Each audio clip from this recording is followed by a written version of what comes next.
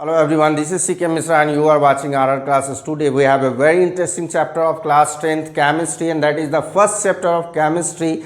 What is the name of this chapter? The chemical reactions and equations, and you know that it is the base of the chemistry, because in chemistry we study about the reactions, chemical reactions, about the changes, chemical changes and physical changes. Now we are going to study all about this in this chapter. Okay, तो let's start. तो सबसे पहले हम लोग topics की जिक्र करेंगे, उसके बाद इस चैप्टर का जो नाम दिया गया है उस पर डिस्कस करेंगे। तो पहला जो टॉपिक हम लोग कवर करेंगे वो क्या है? Introduction to change. चेंज क्या है? तो चेंज जो है कांस्टेंट है, वो तो होना निश्चित है। आए दिन आप देखते हैं कोई ना कोई चेंजेस हो रहे हैं, जैसे आप छोटे से बड़े हो गए, कोई दुबला था मोटा हो गया, मोटा था दुबला हो गया, छोटे छोटे पौधे बड़े हो गए, मौसम चेंज हो रहा है ना, टाइम चेंज हो रहा है, यहाँ तक कि व्यक्ति भी चेंज हो रहे हैं, पर्सनालिटी भी चेंज हो रही है, लिविंग स्टाइल भी चेंज हो रहा है। तो changes are all around us. ठीक है, तो इन चेंजेस के बारे में पढ़ेंगे और इस टाइप, इसके कौन कौन सा टाइप है। दूसरा हमारा टॉपिक क्या है? कैरेक्टरस्टैटिक्स। वाह, केमिस्ट्री में भी हम लोग पढ़ेंगे, वो भी किसके? कैरेक्टरस्टैटिक्स, केमिकल रिएक्शंस के। पहले केमिकल रिएक्शंस तो जान ले क्या है, उसके बाद इसके गुणों की व्याख्या करेंगे, गुणगान करेंगे। उसके बाद है कि बैलेंसिंग करना है हम लोगों को एक केमिकल इक्वेशन को। पहले मैं बताऊंगा कि केमिकल रिएक्शन क्या है, फिर मैं बताऊंगा केमिकल इक्वेशन क्या है, और जो केमिकल इक्वेशन होते हैं उनको बैलेंस किस प्रकार किया जाता है। तो किस प्रकार के? तो जो अनबैलेंस्ड होते हैं। और ये क्यों बैलेंस करना है? देखिए, why it need to balance क्यों करना है आखिर, इसके बारे में भी जानेंगे। उसके बाद हम लोग चले आएंगे types of chemical reaction. Chemical reaction कितने तरह के होते हैं? Combination reaction, decomposition reaction, displacement reaction, double displacement and redox. Redox क्या है? तो ऑक्सीडेशन प्लस क्या है? रिडक्शन। ऑक्सीडेशन रिडक्शन आपने पढ़ा होगा क्लास 8 में, क्लास 9 में। उन सभी चीज़ों का जिक्र इस पूरे चैप्टर में हम लोग करने वाले हैं। बहुत ही इंटरेस्टिंग चैप्टर होने वाला है, केवल और आप हमसे जुड़े रहेंगे। तो सबसे पहले हम लोग किसकी बात करेंगे?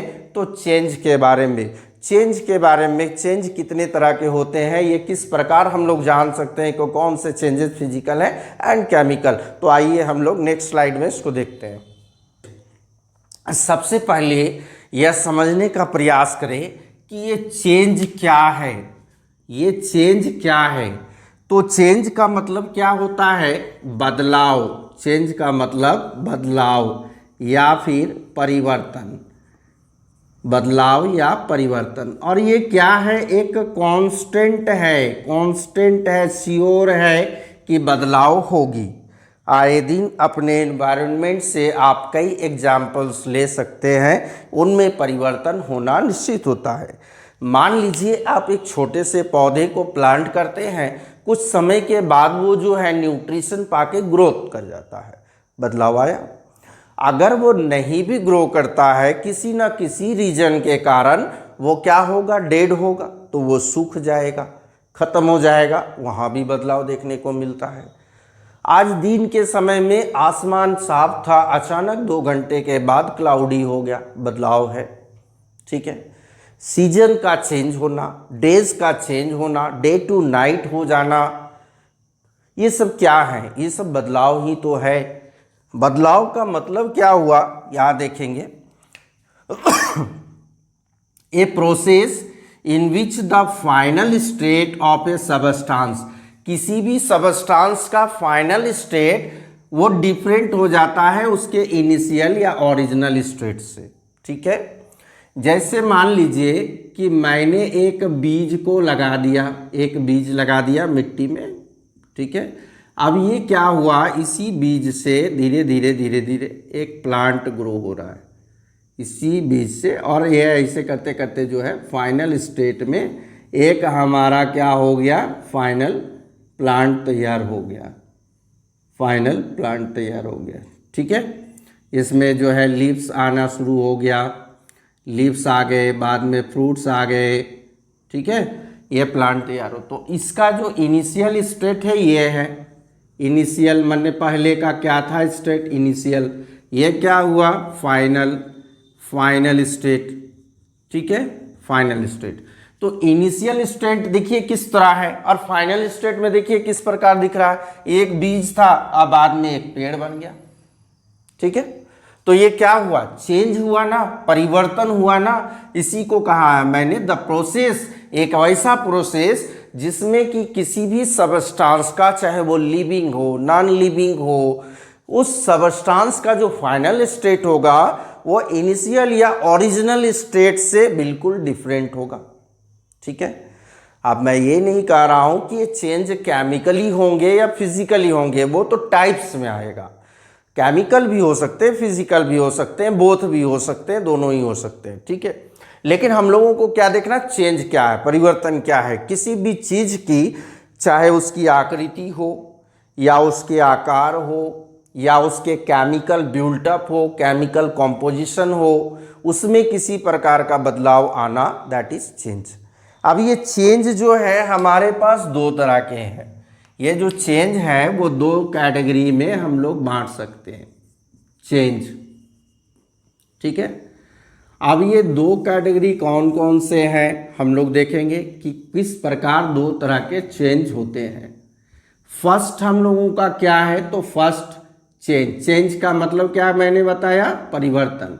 तो इसमें जो फर्स्ट कैटेगरी है वो है हमारा physical change, physical change, physical change, ठीक है।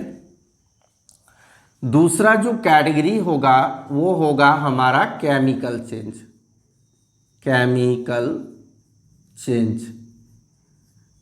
अब बात हो रही है कि दो चेंजेस तो मैंने बता दिया कि ये दोनों परिवर्तन होंगे, फिजिकली भी होंगे केमिकली भी होंगे, लेकिन हमें कैसे पता चलेगा कि कौन सा चेंज, कौन सा परिवर्तन फिजिकल चेंज है, मतलब वो भौतिक परिवर्तन है, कौन सा हमारा भौतिक परिवर्तन है और कौन सा रासायनिक परिवर्तन है, ये हमें कैसे पता चलेगा, रासायनिक परिवर्तन। चलिए अब इसको समझने का प्रयास करते हैं। जब हमने फिजिकल की चेंज की बात की है तो किसका इंडिकेशन, देखिए फिजिकल में क्या आ जाता है ना, फिजिकल में क्या आ जाता है कि आपके जो आउटर अपीयरेंस होते हैं उसमें किसी प्रकार का चेंज हो जाना, आउटर अपीयरेंस में किसी प्रकार का बदलाव आ जाना, देखेंगे यहां। अब मैं लिखता हूं change in state, change in state, ठीक है। दूसरा शेप, आकृति, तीसरा साइज। अगर इनमें परिवर्तन होता है तो this means physical change. Note करेंगे यहां पर हम लोग, नोट करने वाले हैं, no chemical, chemical composition, composition change. कोई भी केमिकल कॉम्पोजिशन चेंज नहीं होता है, ये हमारा नोट करने वाली बात है।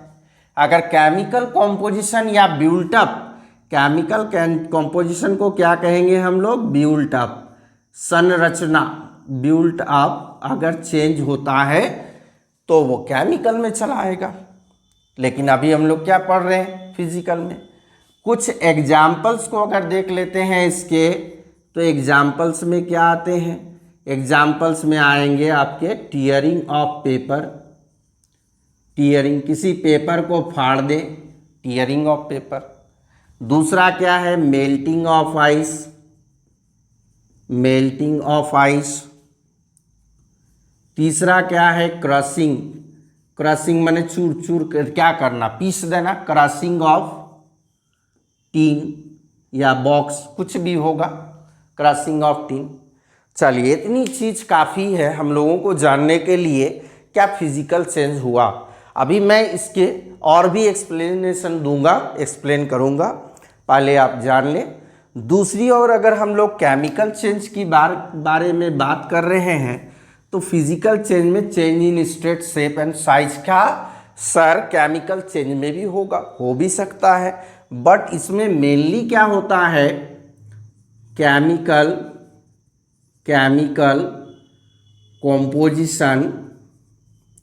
कॉम्पोजिशन या बिल्ट अप चेंज, इसमें मेनली ये होती है कि उस सबस्टांस का केमिकल कॉम्पोजिशन जो है वो चेंज हो जाता है, बनावट उसकी चेंज हो जाती है। उदाहरण के स्वरूप मैं इसमें भी दिखाऊंगा क्या क्या है। यहाँ नोट में मैंने लिखा है, पहले यहाँ change in physical state, shape, size में होगा क्या, फिजिकल स्टेट इसमें हो सकता है। यहाँ पर हम लोग लिख सकते हैं इट में, ये जो है इंक्लूड फिजिकल स्टेट भी चेंज हो सकता है। और भी कुछ है जो हम लोग इंडिकेटर्स के रूप में बाद में देखेंगे, यहाँ फिलहाल ये देख रहे हैं। चलिए, फिजिकल स्टेट भी चेंज होगा। यहाँ पर मैंने लिखा नोट में नो केमिकल कॉम्पोजिशन चेंज, वहाँ पर तो लिख दिया केमिकल कॉम्पोजिशन चेंज होता है। यहाँ पर लिखा है, एक और नोट कर लें यहाँ पर कि नो न्यू सबस्टांस फॉर्म, कोई भी नया सबस्टांस नहीं बनता। नया का मतलब क्या होता है, जो अपने पहले वाले से नया हो, बिल्कुल अलग थलग हो। यहाँ पर हम लोग लिखेंगे न्यू सबस्टांस फॉर्म, नया सबस्टांस बनता है तो कैसे आप देखेंगे इसका एग्जाम्पल, जैसे बर्निंग ऑफ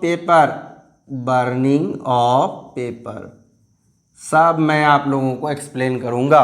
यहाँ मैंने लिखा था टीयरिंग ऑफ पेपर, वहाँ लिखा बर्निंग ऑफ पेपर, ठीक है।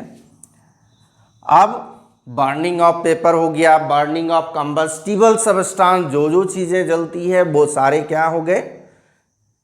अब यहाँ पर हम लोग को इतना समझना है। नेक्स्ट हम लोग आएंगे कि इन भौतिक परिवर्तन और रासायनिक परिवर्तन को डेफिनेशन करेंगे और कुछ एग्जाम्पल्स को भी देखेंगे। अर्थात हम चेंज को पहले क्लियर कर लेंगे, उसके बाद हमारा जो चैप्टर है उस चैप्टर पर डिस्कस करेंगे। सबसे पहले चेंज की बात की जा रही है, ठीक है।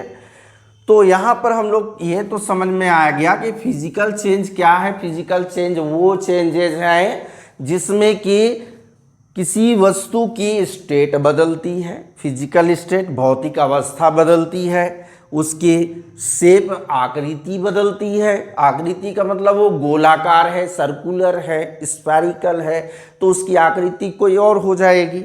उसकी साइज बदलेगी। एक बड़ा सा पेपर लिया मैंने और उसको टीयर कर दिया, काट दिया, पीस में कर दिया, तो उसमें क्या हुआ, आकृति भी बदल गई और शेप और साइज दोनों बदल गया, ठीक है।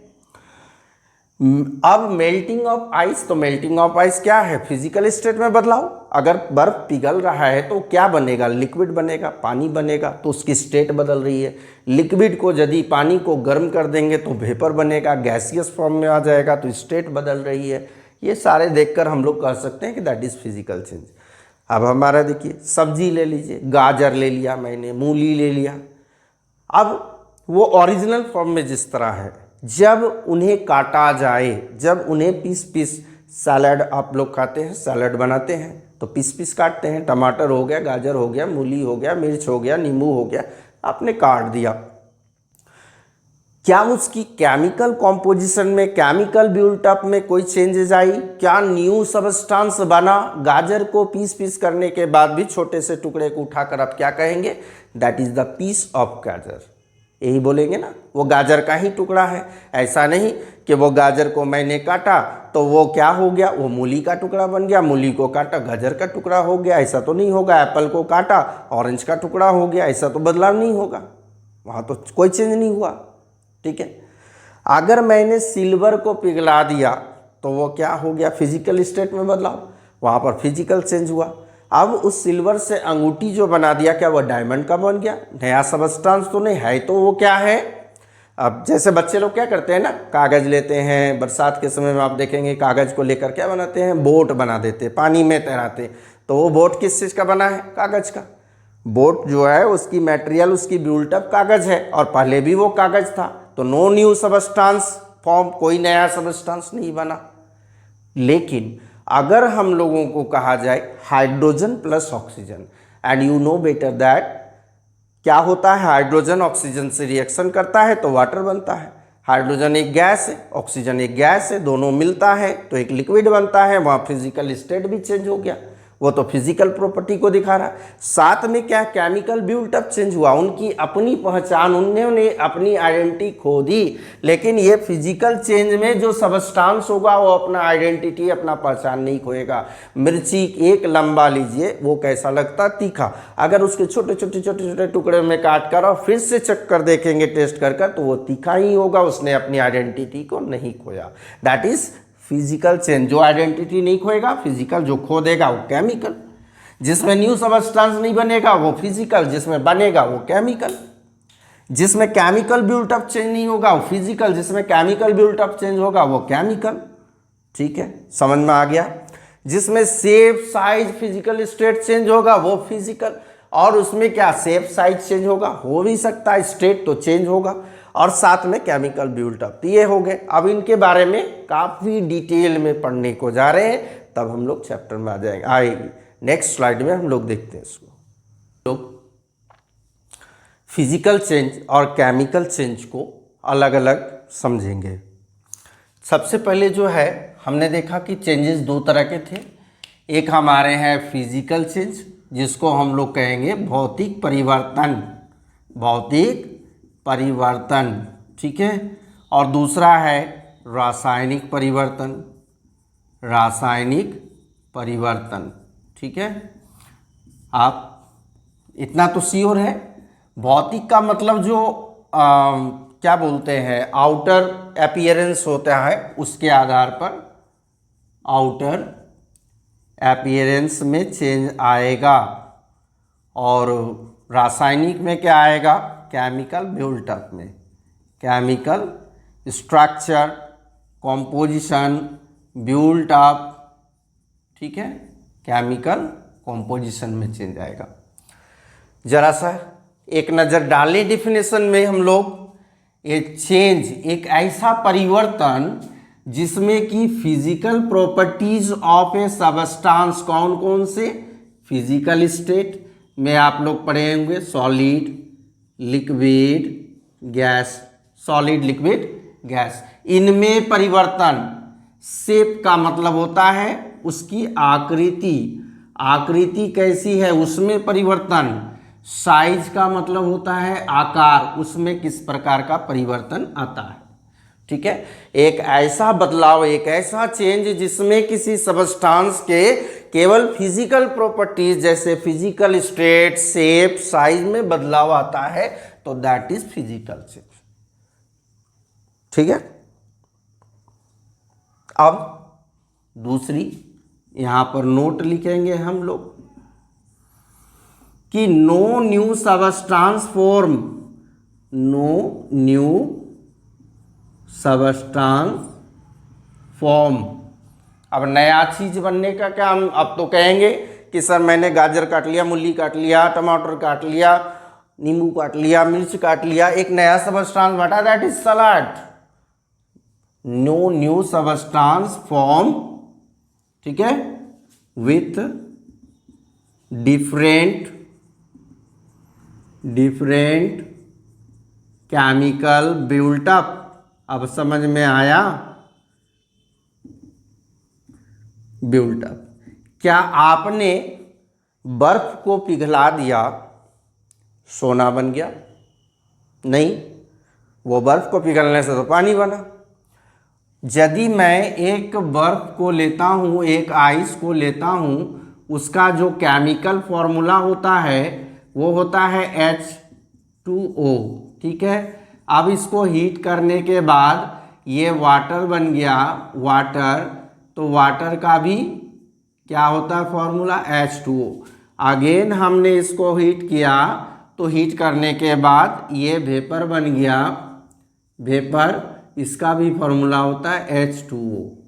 क्या बदलाव हुआ, पहले ये सॉलिड था, बाद में लिक्विड हो गया, उसके बाद में गैस हो गया। फिजिकल स्टेट बदली, वो उसका जो केमिकल बिल्टअप है नहीं बदला, तो नया सबस्टांस कहाँ से बन गया, नहीं बना।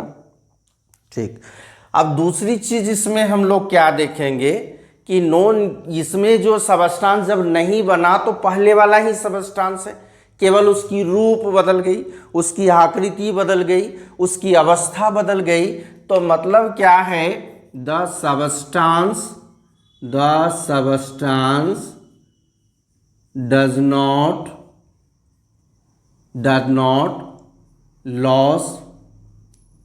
lose its own identity। वह सबस्टांस जो बदला, वो बदलने के बाद जो बना, उसने अपनी पहचान नहीं खोई। मैंने कहा ना कि एक मिर्च ले लीजिए, एक मिर्च को टुकड़ों में काट दीजिए, लेकिन वो अपना गुण, अपनी आइडेंटिटी जो तीखा लगने वाला है, वो आइडेंटिटी को नहीं खोएगा। दैट इज क्या हो गया, फिजिकल चेंज। ठीक है, एग्जाम्पल्स मैंने दे दिया था पिछले वाले स्लाइड में। केमिकल चेंज के बारे में अगर देखेंगे तो क्या कहता है, एक chemical change in which chemical composition और बिल्टअप ऑफ सबस्टांस चेंज। ठीक है, केमिकल बिल्टअप और सबस्टांस जो होता है उसकी चेंज होती है, कॉम्पोजिशन चेंज होती है।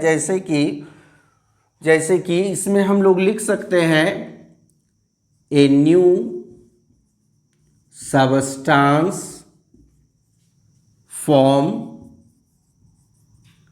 With new chemical properties. एक नया सबस्टांस बनेगा नए केमिकल प्रॉपर्टीज के साथ। It means it losses its own identity.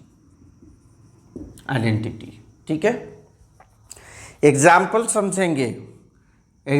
समझेंगे दोनों के, जैसे टीयरिंग ऑफ पेपर, क्या है ये, मेल्टिंग ऑफ आइस। एक एग्जाम्पल और देखेंगे, बर्निंग ऑफ पेपर।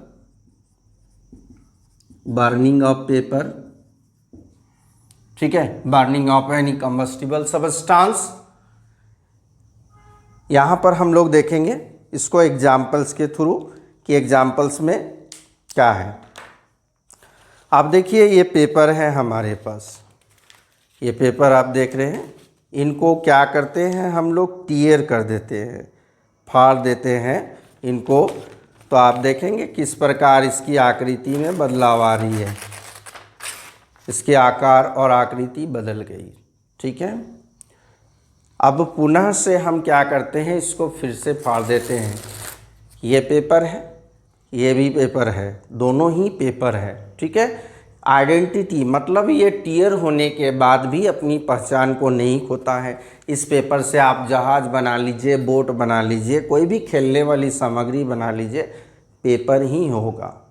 ठीक है, टीयरिंग ऑफ पेपर क्या हो गया हमारा, टीयरिंग ऑफ पेपर हो गया, क्या बोले थे, फिजिकल चेंज। अब एक एग्जाम्पल के थ्रू यहाँ पर हम लोग समझेंगे कि अगर इस पेपर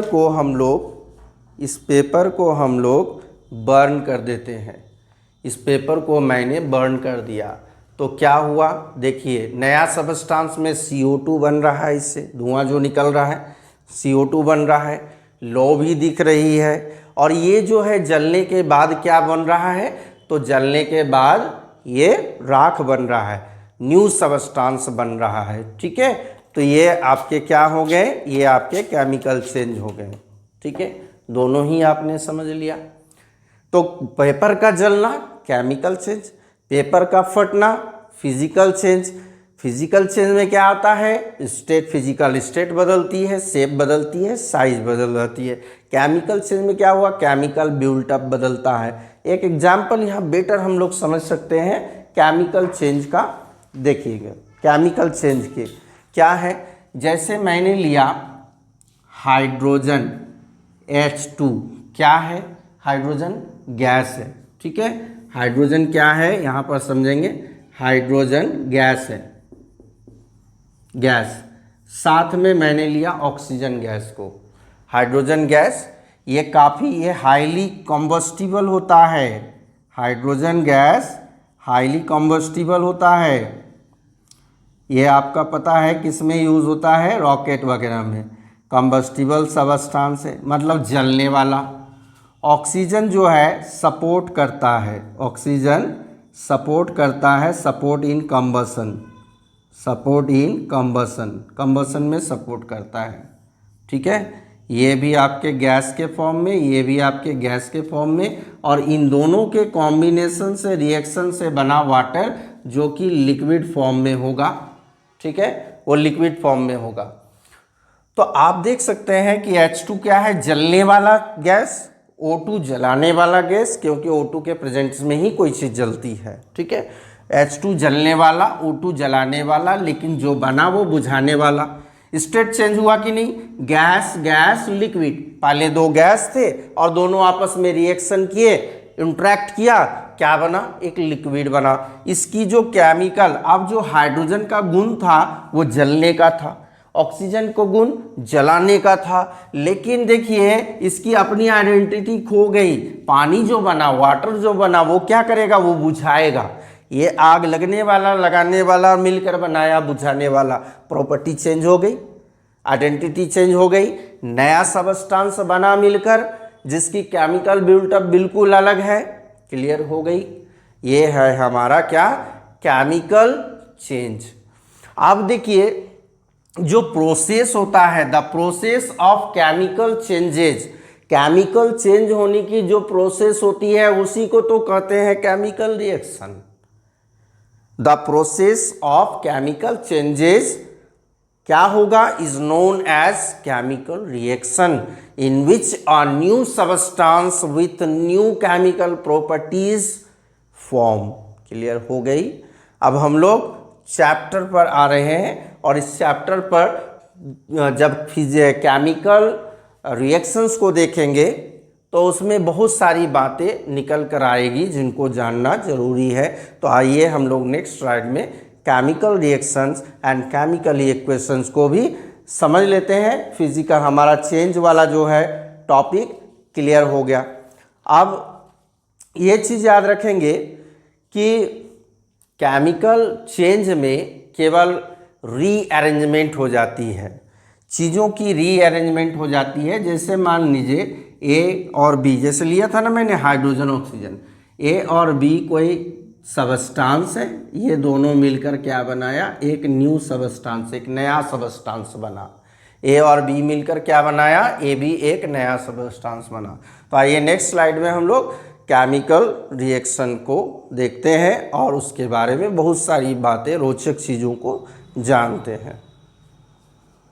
तो इस स्लाइड में हम लोग देखेंगे कि केमिकल इक्वेशंस जो है, chemical equation that is known in Hindi रासायनिक प्रतिक्रिया। कोई भी रासायनिक प्रतिक्रिया होती है, हम लोगों को कैसे पता चलेगा, केमिकल चेंज होंगे। केमिकल चेंज और फिजिकल चेंज के टॉपिक को मैंने क्लियर किया। तो एक यहाँ पर डिफिनेशन देखेंगे कि द प्रोसेस, वह प्रक्रिया या प्रोसेस, ठीक है, जिसके तहत केमिकल चेंजेस अकर होते हैं। The process of chemical changes, उनको हम लोग क्या कहेंगे, केमिकल रिएक्शन, ठीक है, केमिकल रिएक्शन। तो यहाँ पर हमारा टॉपिक है रिएक्शन वाला, टॉपिक है रिएक्शन का, ठीक है। इट इज़ ए प्रोसेस, और हम लोग फर्दर इसको कैसे डिफाइन करेंगे, इट इज़ ए प्रोसेस, या एक प्रक्रिया है, इन विच, जिसमें कि न्यू सबस्टांस बनते हैं, फॉर्म होते हैं विथ न्यू प्रॉपर्टीज। कौन सी, तो केमिकल प्रॉपर्टीज के बारे में बोला जा रहा है। केमिकल प्रॉपर्टीज जो है वो नए होंगे, ठीक है, और नया सबस्टांस बनेगा। मतलब जो हमारा इनिशियल सबस्टांस था, इसकी जो प्रॉपर्टी थी, ये जो प्रॉपर्टी यहाँ पर होगी, प्रॉपर्टी, उस प्रॉपर्टी से हमारा जो प्रोडक्ट बनता है, मतलब फाइनल सबस्टांस, उसकी प्रॉपर्टी डिफरेंट होगी। यही खाली याद रखनी है आप लोगों को। इसकी जो प्रॉपर्टी है, मतलब दोनों इक्वल नहीं होगा, डिफरेंट होगा। ये क्या होगा? ये डिफरेंट होगा। ये आप लोगों को है केमिकल रिएक्शन में। ठीक है, एक एग्जाम्पल, अगर एग्जाम्पल लिया जाए तो एग्जाम्पल हम लोग ने लिया था, जैसे कार्बन की बात की जाए जो कि सॉलिड फॉर्म में होता है। कार्बन किस फॉर्म में है? सॉलिड फॉर्म में है। तो कार्बन सॉलिड फॉर्म में है, उसको ऑक्सीजन गैस से रिएक्शन कराया जाता है, तो क्या बनता है? Carbon dioxide. अब इस कार्बन के और ऑक्सीजन से प्रॉपर्टी इसकी जो है अलग हो जाएगी। ये क्या है? एक गैस है। साथ में क्या रिलीज होती है? Heat plus light. आप देखिए यहाँ पर हमारा केवल कार्बन था। कार्बन क्या है? कोक है, कोयला है। तो कार्बन को जब ऑक्सीजन के प्रेजेंस में जलाया गया तो नया सबस्टांस क्या बना? कार्बन डाइऑक्साइड बना। साथ में क्या बना? हीट भी रिलीज हुआ और लाइट भी रिलीज हुआ। ठीक है, तो नया सबस्टांस बन रहा है कि नहीं? अगर हम लोग इसी तरह का और भी रिएक्शन कराते हैं, जैसे मान लीजिए अगर हमने सोडियम लिया और क्लोरीन के साथ रिएक्शन कर दिया, सोडियम और क्लोरीन को रिएक्शन कराते हैं तो क्या बनता है? NaCl, क्लोरीन 2, क्लोरीन गैस है ना, तो यहाँ हम लोग 2 करके और इसको बैलेंस कर लेंगे। ठीक है, तो हमारा क्या था? सोडियम था और क्लोरीन था, एक मेटल और दूसरा नॉन मेटल। ठीक है, दोनों मिलकर क्या बना दिया? ये एक सॉल्ट बना दिया जिसकी प्रॉपर्टी पहले से अलग होगी। ऐसे बहुत सारे एग्जाम्पल्स हैं हमारे पास। जैसे मान लीजिए हाइड्रोजन के बारे में मैंने दिखाया कि ये दोनों जब आपस में रिएक्शन करते हैं तो H2O, हाइड्रोजन की प्रॉपर्टी मैंने बताया था कि एक हाईली कंबस्टिबल है। ऑक्सीजन एक गैस है जो कंबशन में सपोर्ट करता है, और मिलने से बना वाटर ये लिक्विड फॉर्म में है। तो सबसे पहले हम लोग देख रहे हैं ये गैसियस फॉर्म में है, ये गैसियस फॉर्म में है, लेकिन जो बना वो लिक्विड फॉर्म में है। तो एक नया प्रॉपर्टीज उभर कर आ रहा है। तो केमिकल इक्वेशंस क्या है? केमिकल इक्वेशन वह प्रोसेस है जिसमें केमिकल चेंजेज होते हैं। मीन्स क्या है? केमिकल कॉम्पोजिशन, केमिकल बिल्टअप बदलते हैं। किससे?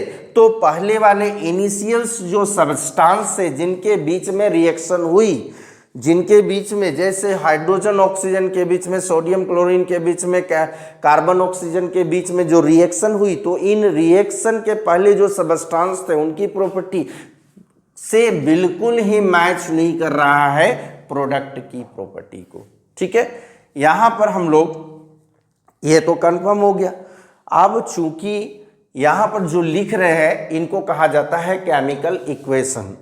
अब केमिकल इक्वेशन क्या है वो भी हम लोग समझेंगे। केमिकल इक्वेशन जैसे हमने लिखा केमिकल इक्वेशन। अच्छा, नोट में क्या लिखेंगे? नोट में, इसका नोट में क्या डाल देंगे? Always form a new product, new substance हमेशा इसमें बनता है, और ओनली क्या होता है? इसमें रीअरेंजमेंट हो जाता है, सबस्टांस का रीअरेंजमेंट हो जाता है। अभी हम लोग जब बैलेंस करने को सीखेंगे उस समय हम लोग देखेंगे। तो यहाँ पर हम लोग सबसे पहले क्या लिख ले? इसका नोट लिख ले। नोट में क्या होता है कि only rearrangement of substance with same numbers of atoms take place। ठीक है, रीअरेंजमेंट होती है। अब रीअरेंजमेंट का एक एग्जांपल, जैसे मान लीजिए ए, ठीक है, ए कोई सबस्टांस है और वो जो है बी के साथ रिएक्शन करता है तो क्या बनाता है? A B. ठीक है, ए भी एक है, बी भी एक है, ए और बी यहाँ भी एक है, तो ये दोनों क्या हुआ? इसी तरह हम लोग अगर ए बी लेते हैं और दूसरा हम लोग ए बी लेते हैं और दूसरा हम लोग सी डी लेते हैं। यहाँ पर क्या होता है, जब भी रिएक्शन होगा तो ए सी के साथ और बी डी के साथ नया सब्सटेंस प्रोडक्ट कर देगा, ए सी और बी डी। क्या हुआ, तो ए बी से डिफरेंट है ये ए सी डी से डिफरेंट है ये बी डी, तो नया सब्सटेंस बन रहा। क्या हो रहा, केवल रीअरेंजमेंट हो जा रहा है, ये एटम्स ये रीअरेंजमेंट हो जा रहे हैं। क्लियर हो गया। आइए हम लोग नेक्स्ट स्लाइड में देखते हैं केमिकल इक्वेशन, क्योंकि ये पूरा चैप्टर का नाम ही था chemical reactions and chemical equation. Chemical reactions के लिए हम लोगों को चेंजेस पढ़ने हुए और केमिकल रिएक्शंस अंततः क्लियर हुआ। अभी और भी चीजें इसमें बाकी है। पहले हम लोग क्या करेंगे, केमिकल इक्वेशन को तो समझ लें, उसके बाद आगे के प्रोसेस को चलेंगे। इनके किन डिफरेंट टाइप्स होते हैं केमिकल रिएक्शंस के, उनके बारे में भी पढ़ेंगे। तो come to the next slide.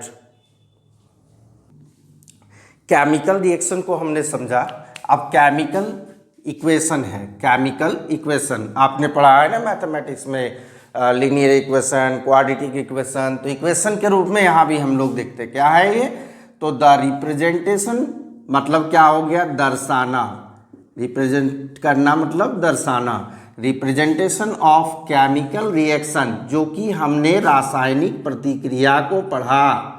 रासायनिक प्रतिक्रिया जो हुई किन्हीं सबस्टांसों के बीच में, उनको पढ़ा। तो उनको पढ़ने के बाद जो है उसको दर्शाना है, उसको कॉपी में लिखना है। ठीक है, कॉपी में लिखना है किस फॉर्म में, in the form of symbol and formula. और हम लोग दूसरे तरह से भी डिफाइन कर सकते हैं कि the symbolic representation of chemical reaction. ठीक है, symbolic representation of chemical reaction जो है उसको भी हम लोग कह सकते हैं केमिकल इक्वेशन में। एग्जाम्पल मान लीजिए कि एक लड़के ने, एक बॉय ने, मोहन ने कुछ कहा। क्या कहा मोहन ने? मोहन ने कहा कि when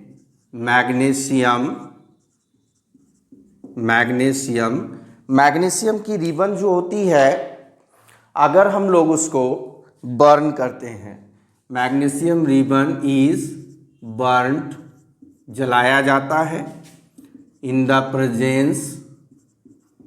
प्रेजेंस ऑफ O2 या air, in the presence of O2 या एयर, देन इट ये रिएक्ट करता है विथ ऑक्सीजन, ध्यान से समझेंगे, oxygen, and form a layer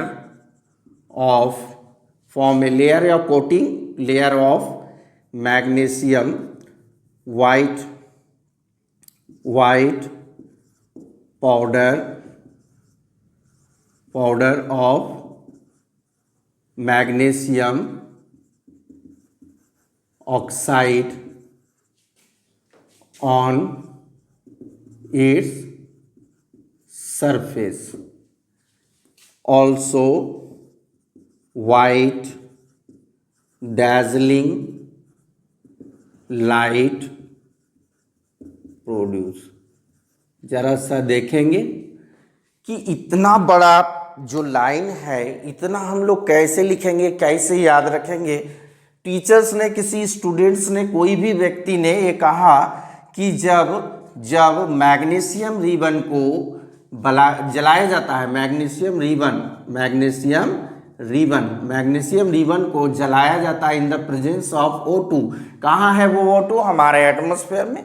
तो देन क्या करता है, ये रिएक्ट करता है ऑक्सीजन के साथ और बनाता है एक लेयर, किसकी? वाइट पाउडर, जो कि मैग्नीशियम ऑक्साइड है, इसके सरफेस पर जमा हो जाते हैं। जैसे हमने एक मैग्नीशियम रिबन को लिया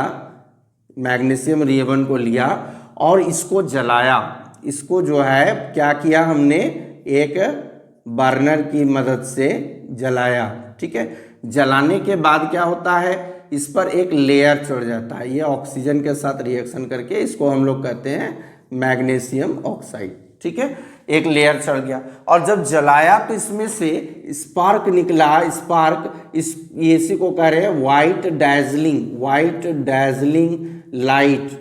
ठीक है, डैजलिंग देखे होंगे आपने, जब वेल्डिंग करते हुए लाइट निकलता है ना, बिखरता है, वाइट डैजलिंग लाइट निकल रहा है। ठीक है, इतनी बड़े सेंटेंस को हम लोगों को केमिकल इक्वेशन के अनुसार इसको छोटा कर दीजिए, इसको छोटा कर दीजिए, शॉर्ट फॉर्म में लिखिए ताकि हम लोग समझ सके। सबसे पहले इसको वर्ड इक्वेशन में कन्वर्ट करेंगे, वर्ड इक्वेशन में। ठीक है, अब वो वर्ड इक्वेशन क्या है, जो जो चीजें बोली गई है उसी को हम लोग वर्ड में लिखेंगे। सबसे पहले मैग्नीशियम रिबन की बात की गई है तो हम लोग लिखेंगे मैग्नीशियम। ठीक है, प्लस मैग्नीशियम रिबन भी लिख सकते हैं, यहाँ पर आप रिबन लिख सकते हैं। मैग्नीशियम रिबन हो जिस फॉर्म में हो, उसको हमने ऑक्सीजन के प्रेजेंस में हीट दिया, जलाया। ठीक है, और जलाने के बाद जो है वो कहता है कि मैग्नीशियम ऑक्साइड की एक परत बनेगी, साथ में हीट प्रोड्यूस होगा, साथ में लाइट प्रोड्यूस होगा। ठीक है, हीट एंड लाइट प्रोड्यूस होता है, हीट प्लस लाइट। अब ये तो वर्ड इक्वेशन में हमने लिख दिया, इस कथन को वर्ड इक्वेशन में लिख दिया। अब हम लोग इसको क्या करेंगे, सिंबॉलिक फॉर्म में रिप्रेजेंट करेंगे, सिंबल के रूप में लिखेंगे। ठीक है, सिंबॉलिक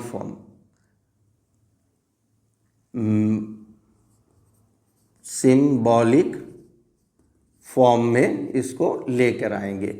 अब आपने तो पढ़ा ही होगा, मैग्नीशियम का Mg होता है, ऑक्सीजन का O होता है, तो मैग्नीशियम के लिए हमने Mg लिख दिया, ये सॉलिड फॉर्म में है। इसके बारे में बाद में बताएंगे, फिलहाल हम लोग इसको नहीं दर्शाते हैं। ठीक है, मैग्नीशियम को लिया, ऑक्सीजन गैस जो होता है वो O2 होता है और इसको जलाने के बाद क्या बना, मैग्नीशियम ऑक्साइड MgO, साथ में हीट और लाइट प्रोड्यूस हुआ। चलिए मैंने इसको लिख दिया। तो इसी चीज को, इसी कथन को, इसी स्टेटमेंट को जब हमने सिंबल के फॉर्म में लिखा तो वो हमारा क्या हो गया, वो हमारा केमिकल इक्वेशन हो गया, सिंबल के फॉर्म में। किसी भी केमिकल स्टेटमेंट को, केमिकल प्रोसेस को सिंबल के रूप में दिखा देना, that is known as chemical equation. ये बैलेंस नहीं है, अलग बात है।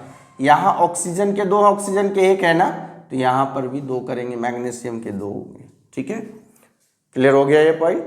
अब हम लोग नेक्स्ट स्लाइड में यहाँ पर देखेंगे कि क्या वर्ड बैलेंस करना क्यों जरूरी है, कुछ इक्वेशंस को, और साथ में रिएक्टेंट्स या प्रोडक्ट क्या होते हैं।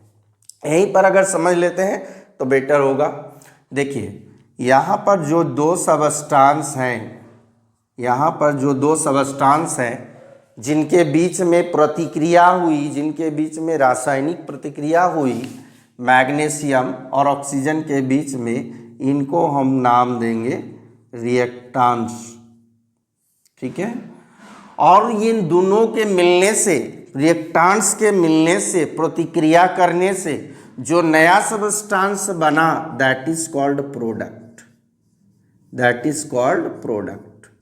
ये हो गया रिएक्टेंट, मतलब अभिकारक, और ये हो गया हमारा प्रोडक्ट क्या बना, ये जो मूल वस्तु बनी, जो उत्पाद बनी, उसको हम लोग क्या कहते हैं, प्रोडक्ट। ठीक है, डिफाइन करना है, कैसे डिफाइन करेंगे रिएक्टेंट्स को। Reactants are those substances which take place in a chemical equation और रिएक्शन।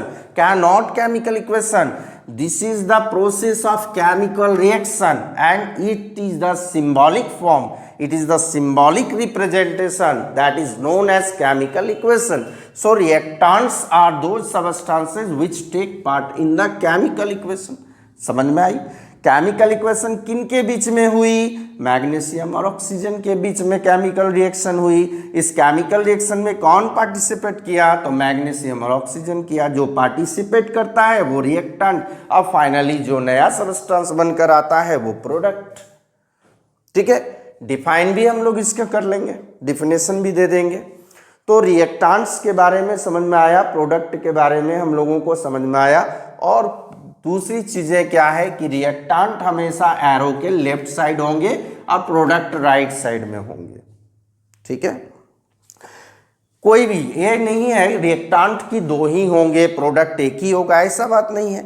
अगर हम लोग कैल्शियम कार्बोनेट की बात करेंगे, कैल्शियम कार्बोनेट जब हम लोग इसको हीट कर देते हैं तो ये calcium oxide plus carbon dioxide में टूट जाता है। एक ही रिएक्टेंट है, इसको ऐसा नहीं बोलेंगे कि रिएक्टेंट ये दोनों हो गया, रिएक्टेंट ये दोनों नहीं होगा। जो एरो के बाद है तो प्रोडक्ट है, एरो के पहले क्या है तो ये रिएक्टेंट है, ये रिएक्टेंट है। तो किन के बीच अभिक्रिया हुई? किन्हीं के बीच नहीं हुई। ये कार्बन का कैल्शियम कार्बोनेट को जब हमने हीट किया, गर्म किया, तो वो टूट गया कैल्शियम ऑक्साइड और कार्बन डाइऑक्साइड में, तो इसमें रिएक्टेंट होंगे। और ये दोनों जो हैं, अब ये दोनों हमारे प्रोडक्ट होंगे। ये दोनों क्या होंगे? प्रोडक्ट होंगे। क्लियर हो गई? Reactants and product. हमारे कितने टॉपिक हो गए क्लियर? चेंजेस हो गए कि व्हाट आर चेंजेस, ये भी देख लिया। Changes, type of changes, physical chemical, ये भी देख लिया, समझ लिया। इसके बाद जो केमिकल चेंजेस के प्रोसेस है उनको क्या कहा गया? उनको कहा गया केमिकल रिएक्शन। ठीक है, अब केमिकल रिएक्शंस में लंबे चौड़े भाषण दे दिए गए थे, लंबे चौड़े रिएक्शन दे दिए गए थे कि when magnesium ribbon is burned in the presence of oxygen which is present in our atmosphere, then it forms a layer of magnesium oxide on its surface and it burns with a dazzling light। ठीक है, इस इतने लंबे चौड़े भाषण को हमने क्या किया? वर्ड इक्वेशन में कन्वर्ट किया। यहाँ मैग्नीशियम रिबन है, ऑक्सीजन है, दोनों रिएक्शन किया। Magnesium oxide heat and light produce किया। सिंबॉलिक फॉर्म में मैग्नीशियम का Mg होता है, ऑक्सीजन का O2, मैग्नीशियम ऑक्साइड का Mg। तो ये जो सिंबॉलिक फॉर्म है that is known as chemical reaction और chemical equation. And chemical equation में जो हम लोगों को एरो के लेफ्ट साइड में दिख रहे हैं, जिनके बीच में जो सबस्टांस है, टू और मोर जो भी है, दो या दो से अधिक, जिनके बीच में ये रिएक्शन हो रही है उनको हम रिएक्टेंट कहेंगे। मतलब रिएक्टेंट और दो substances which take part in the chemical reaction and the product is that substance, और products are those substances which form during और after a chemical reaction. Chemical reaction के बाद, केमिकल रिएक्शन के दौरान जो नई चीज बनती है with new property, new chemical property, वो देखिए यहाँ मैग्नीशियम था, यहाँ मैग्नीशियम ऑक्साइड बन गया। ये दोनों ही चीज अलग है, ये दोनों ही चीज अलग है। इसकी केमिकल प्रॉपर्टी कुछ और होगी, इसकी केमिकल प्रॉपर्टी कुछ और होगी। तो केमिकल प्रॉपर्टी डिफरेंट हुआ ना किसका? रिएक्टेंट से प्रोडक्ट का। ये क्लियर हो गया, यहाँ सारी चीजें क्लियर हो गई। अब हम लोग जो है नेक्स्ट टॉपिक की ओर बढ़ेंगे और कुछ और चीजों को देखेंगे।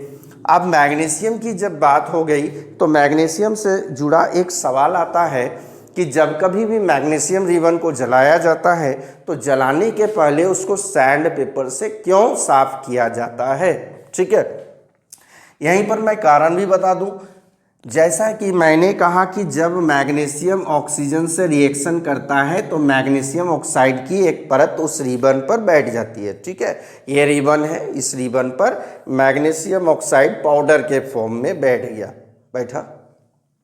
कब? जब मैग्नीशियम को ऑक्सीजन के साथ रिएक्शन कराया गया या रिएक्शन हो गया तो मैग्नीशियम ऑक्साइड की परत इस पर बैठ गई। अब आप जानते हैं कि इसको जलने के लिए ऑक्सीजन कांटेक्ट आना चाहिए, ये सरफेस में ऑक्सीजन टच होगा तभी वो बर्न होगा फिर से। अब इस पर तो मैग्नीशियम ऑक्साइड की परत लग गई। जंग लगने वाला समझिएगा। जब आयरन में रस्टिंग होती है तो रस्टिंग ऑफ आयरन क्या था? केमिकल चेंज था ना।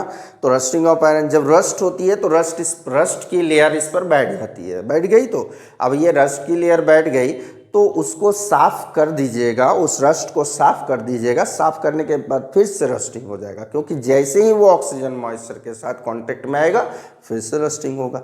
लेकिन जब तक उस पर लेयर चढ़ा हुआ है, यदि हमने उस पर पेंट चढ़ा दिया, आयरन पर पेंट चढ़ा दिया हुआ, तो ऑक्सीजन मॉइस्चर का कांटेक्ट नहीं होगा सरफेस से, तो रस्टिंग नहीं होगा। तो यहाँ पर भी उसी तरह है, मैग्नीशियम बर्न तभी होगा जब ऑक्सीजन के साथ उसका कांटेक्ट होगा। तो यहाँ क्या है, इसके बीच में ऑक्सीजन और मैग्नीशियम के बीच में कुछ आ रहा है, तो उसका रस्ट यानी उसके ऑक्साइड, मैग्नीशियम ऑक्साइड। इसलिए एक सैंड पेपर लेते हैं और इसको रगड़ देते हैं, एक सैंड पेपर से इसको रगड़ देते हैं। मैग्नीशियम ऑक्साइड जो पाउडर फॉर्म में वो झड़ गया तो अब साफ मैग्नीशियम रिबन हो गया, जलाएंगे जल जाएगा। तो क्या लिखेंगे, क्वेश्चन था हमारा कि why do we use to clean magnesium ribbon with sand paper before burning it. So answer हमारा क्या होगा, when magnesium react with oxygen it form a layer of magnesium oxide on its surface, so before burning it we must clean its surface by a sand paper so that the oxygen can contact with the magnesium surface. Okay, ये हमारा clear हो गया यहाँ तक। अब हम लोग next topic की ओर बढ़ते हैं, कुछ और चीज़ों को जानते हैं कि कौन कौन सी चीज़ें हमारा, जैसे कि हमारा नेक्स्ट टॉपिक में था characteristics of chemical reactions. Chemical reactions के भी गुण होते हैं क्या? बिल्कुल होते हैं। दोष होते हैं क्या? वो भी होते हैं। सारे तो गुण दोष को ही कैरेक्टरिस्टिक्स कहते हैं। कैरेक्टरिस्टिक्स माने केवल गुणों को ही नहीं कहते हैं, ठीक है। तो कौन कौन से कैरेक्टरिस्टिक्स हैं, अर्थात कैसे हम लोगों को पता चलेगा कि कोई केमिकल रिएक्शन हुई। जैसे गाजर को कटते देखा तो फिजिकल चेंज हुई, ठीक है। बर्फ को पिघलते देखा तो फिजिकल चेंज हुई। तो उस तरह कुछ सिम्टम्स होंगे, कुछ विजिबल इंडिकेटर्स होंगे जिनको देखकर पता लगेगा कि केमिकल रिएक्शन हुई या नहीं हुई। तो उन चीज़ों के बारे में थोड़ी सी जानकारी ले लेते हैं कि वे कौन कौन से सिम्टम्स है, कौन कौन से कैरेक्टरिस्टिक्स है जिनके जरिए हम लोगों को जानने को मिलेगा कि वो केमिकल रिएक्शन हुआ या नहीं हुआ। तो फर्स्ट ऑफ ऑल जो है हमारे पास पहला जो सिम्टम्स है वो होता है एवोल्यूशन ऑफ गैस।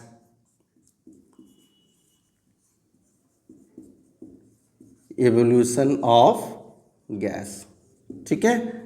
गैस की उत्पत्ति हो जाना, गैस का उत्पन्न हो जाना, ये पहला है कि कोई भी केमिकल रिएक्शन हुई और वहाँ गैस बना। फॉर एग्जाम्पल अगर हम लोग जिंक को, फॉर एग्जाम्पल अगर हम लोग एक एग्जाम्पल लेते हैं इसके लिए कि मैंने क्या किया, जिंक के ग्रैन्युअल्स को, जिंक के टुकड़े को H2SO4 में डाल दिया। जिंक के टुकड़े को हमने क्या किया, H2SO4 यानी ये क्या है, ये सल्फ्यूरिक एसिड, इसमें हमने डाल दिया, ठीक है। ये जो है डाइल्यूट फॉर्म में है, डाइल्यूट H2SO4 यानी एक्वेस सॉल्यूशन। जब इसमें डाल दिया तो क्या होगा, ये जिंक जो है वो सल्फेट बना लेगा, जिंक सल्फेट बना लेगा और हाइड्रोजन गैस रिलीज हो जाएगा, हाइड्रोजन गैस रिलीज हो जाएगा। समझ में आया यहाँ पर हम लोगों का क्या है। तो यहाँ पर जो बना कि प्रतिक्रिया किसके बीच में हुई, तो जिंक के बीच में और इस सल्फ्यूरिक एसिड के बीच में। जब प्रतिक्रिया हुई तो जो प्रोडक्ट बना वो जिंक सल्फेट एक सॉल्ट बना और साथ में हाइड्रोजन गैस, तो ये गैस रिलीज हुई ना, इवोल्यूशन ऑफ गैस। कोई भी गैस हो, hydrogen gas, carbon dioxide gas, sulphur dioxide gas. मतलब कहने का तात्पर्य है कि जब कभी भी केमिकल रिएक्शन होती है तो वहाँ पर गैस की इवोल्यूशन होगी, तो समझ जाएंगे हम लोग कि क्या हुई, केमिकल रिएक्शन हुआ। समझ में आया। चलिए दूसरे टॉपिक, दूसरा हमारा क्या है, फॉर्मेशन ऑफ प्रिसिपिटेट। दूसरा फॉर्मेशन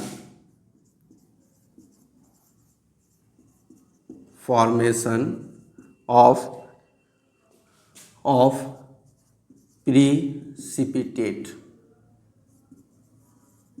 प्रिसिपिटेट। क्या होता है ये, ये जो है अघुलनशील, अघुलनशील एक अघुलनशील एक सॉलिड होता है, ठीक है, ठोस होता है, मतलब इनसॉल्युबल सॉलिड होता है फॉर्मेशन। इसको भी एग्जाम्पल के थ्रू हम लोग समझने का प्रयास करेंगे कि कौन सा वो बन रहा है। इसमें बहुत सारे और भी आप एग्जाम्पल्स दिखा सकते हैं, एक एक एग्जाम्पल्स काफ़ी है, बाकी आप लोग हमारे नोट्स में भी देख सकते हैं। चलिए अब यहाँ पर है कि हमारा कौन सा जो है सॉलिड फॉर्म में इंसॉल्युबल बन रहा है कि इंसॉल्युबल सॉलिड है। जैसे बेरियम क्लोराइड को अगर सोडियम सल्फेट के साथ हम लोग रिएक्शन कराएंगे तो बेरियम क्लोराइड को यदि ये दोनों का एक्वस सॉल्यूशन है, ठीक है, बेरियम क्लोराइड और सोडियम सल्फेट एक्वस सॉल्यूशन है।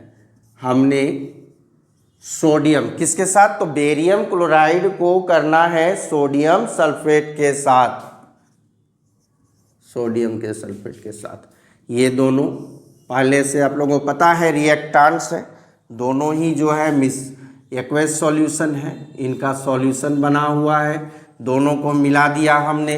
तो इसमें क्या है ना, ये दोनों ही जो है कलरलेस है, कलरलेस सॉल्यूशन है, कोई कलर नहीं है, ठीक है, कलरलेस सॉल्यूशन है। जब इनके बीच में प्रतिक्रिया होती है, रिएक्शन होती है, तो क्या बनता है हम लोगों का बेरियम सल्फेट, यानी बेरियम सल्फेट हो जाएगा और सोडियम क्लोराइड।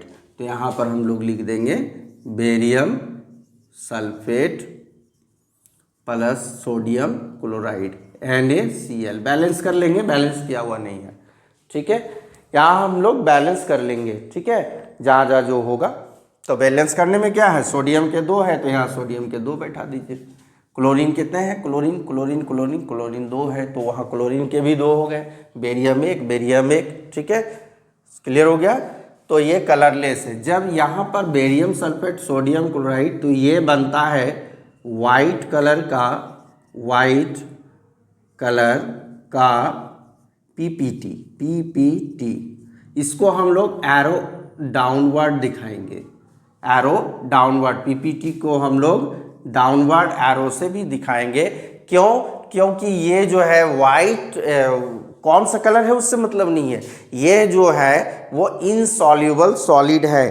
केमिकल रिएक्शन होने के बाद जो न्यू सबस्टांस बना उनमें से एक सबस्टांस ये जो है बेरियम सल्फेट, ये क्या है, पीपीटी है, बिकॉज क्या है, ये इनसॉल्युबल सॉलिड है।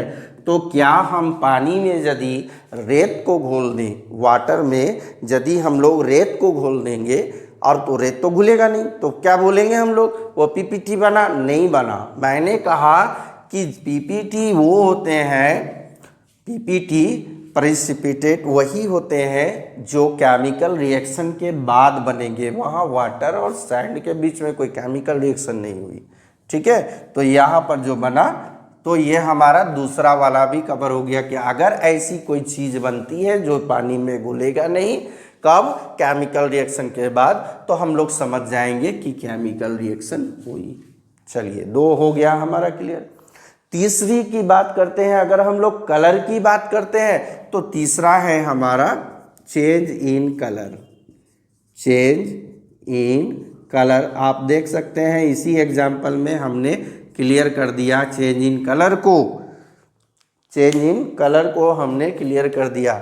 जैसे यहाँ पर जो सॉल्यूशन लिया गया था, ये दोनों ही, इसमें भी नो कलर, कोई कलर नहीं था, इसमें भी नो कलर, कोई कलर नहीं था, ठीक है, मतलब दोनों का दोनों कलरलेस था। लेकिन जब यहाँ बेरियम सल्फेट बना तो वो कलर हो गया वाइट हुआ, ये वाइट कलर का बना, तो कलर भी चेंज हुआ। ये भी इसका एक इंडिकेटर है। सारे के सारे कौन है, विजुअल इंडिकेटर, फिजिकल इंडिकेटर, जिनको देख के हम समझ सक रहे हैं कि केमिकल रिएक्शन हुई या नहीं हुई, ठीक है।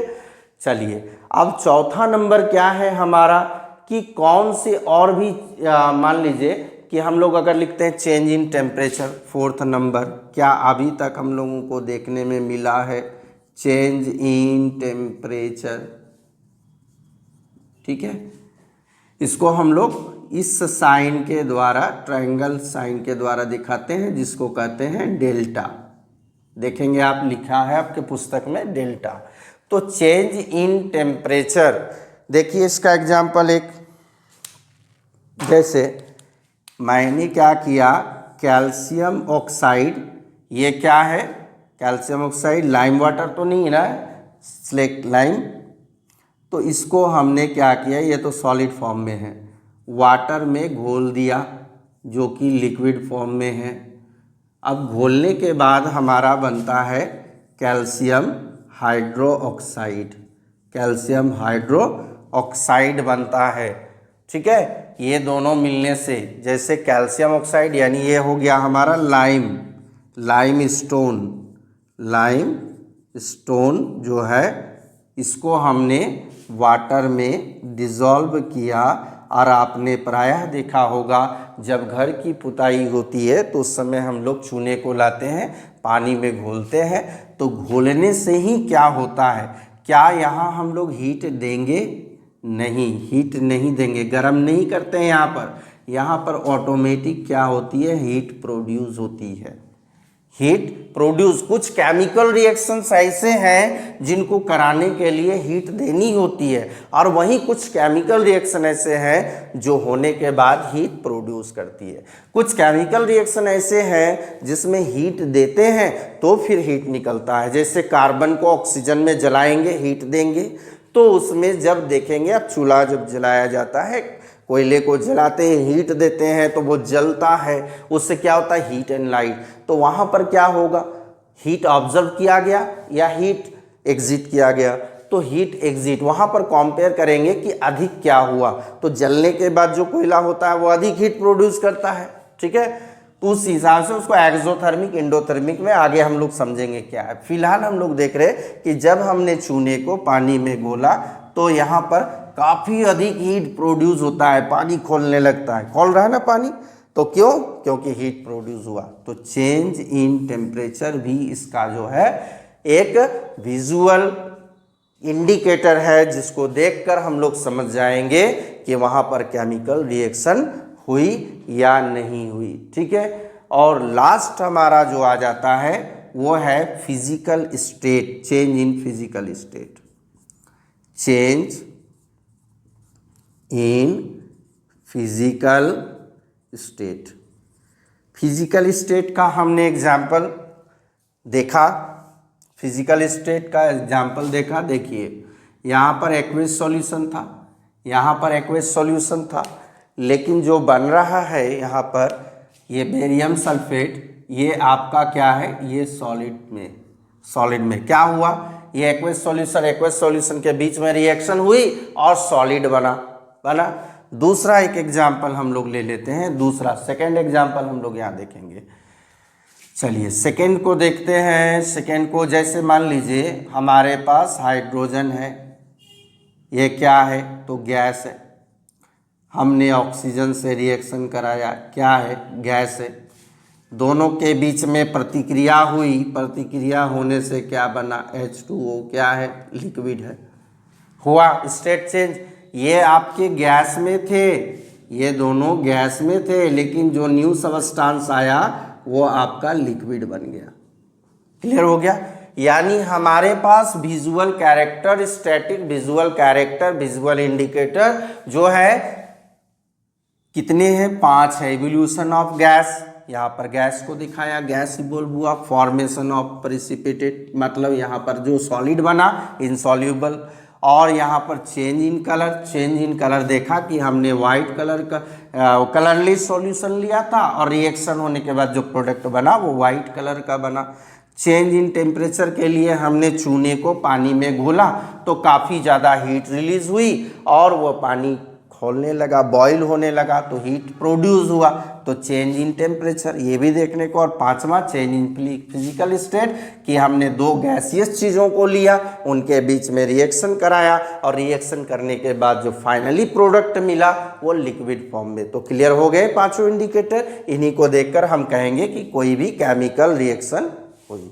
चलिए नेक्स्ट टॉपिक में हम लोग कुछ ऐसी चीज़ों का जिक्र करेंगे, जैसे सबसे पहले हमारे पास क्या है कि कैसे इन केमिकल इक्वेशन को, केमिकल इक्वेशन जो केमिकल रिएक्शंस को हम लोग दिखाते हैं केमिकल इक्वेशन के फॉर्म में, उनको इनफॉर्मेटिव बनाया जाए। मतलब ऐसा केमिकल रिएक्शन हो जो इनफॉर्मेटिव हो, हमें उससे बहुत सारी जानकारियाँ मिले, इन्फॉर्मेशन मिले।